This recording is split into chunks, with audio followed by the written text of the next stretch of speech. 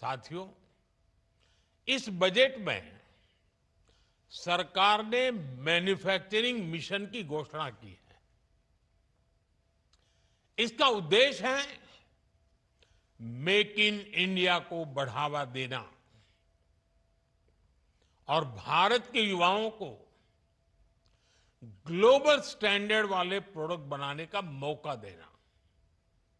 इससे न केवल देश की लाखों एमएसएमईज को, हमारे लघु उद्यमियों को बढ़ावा मिलेगा, बल्कि पूरे देश में रोजगार के नए अवसर भी खुलेंगे।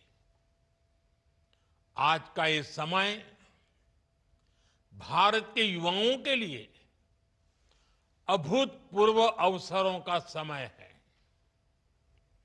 हाल ही में आईएमएफ ने कहा है कि भारत दुनिया की सबसे तेजी से बढ़ती अर्थव्यवस्था बना रहेगा।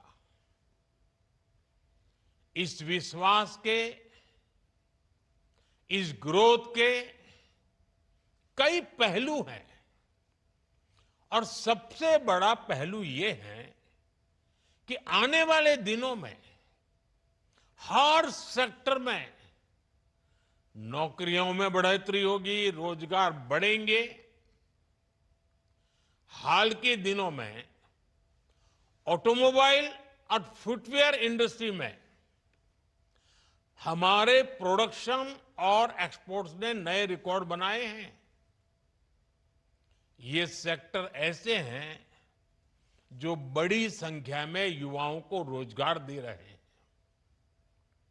पहली बार खादी और ग्राम उद्योग, इनके प्रोडक्ट्स ने 1,70,000 करोड़ रुपए का टर्नओवर पार किया है। करीब करीब 2.25 लाख करोड़।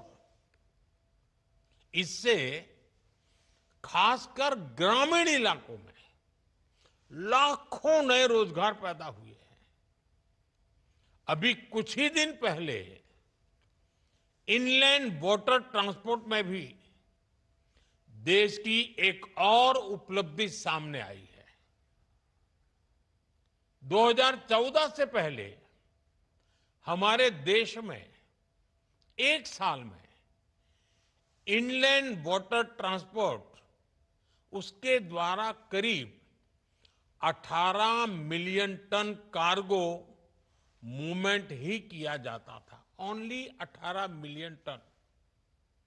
जबकि इस साल इनलैंड वाटर ट्रांसपोर्ट द्वारा कार्गो मूवमेंट 18 से बढ़कर के 145 मिलियन टन से भी ज्यादा हो गया है।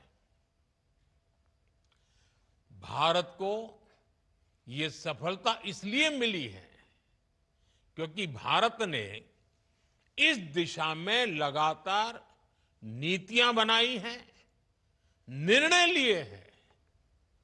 पहले देश में नेशनल वाटरवेज की संख्या भी सिर्फ 5 थी। अब भारत में नेशनल वाटरवेज की संख्या बढ़कर 5 से बढ़कर 110 के पार हो गई है। पहले इन वाटरवेज की ऑपरेशनल लंबाई 2,700 किलोमीटर के आसपास थी, है ना, करीब करीब 2,500 किलोमीटर से थोड़ा ज्यादा। अब ये भी बढ़कर करीब करीब 5,000 किलोमीटर हो गई है। ऐसी सारी उपलब्धियों की वजह से देश में युवाओं के लिए नए नए अवसर बन रहे हैं।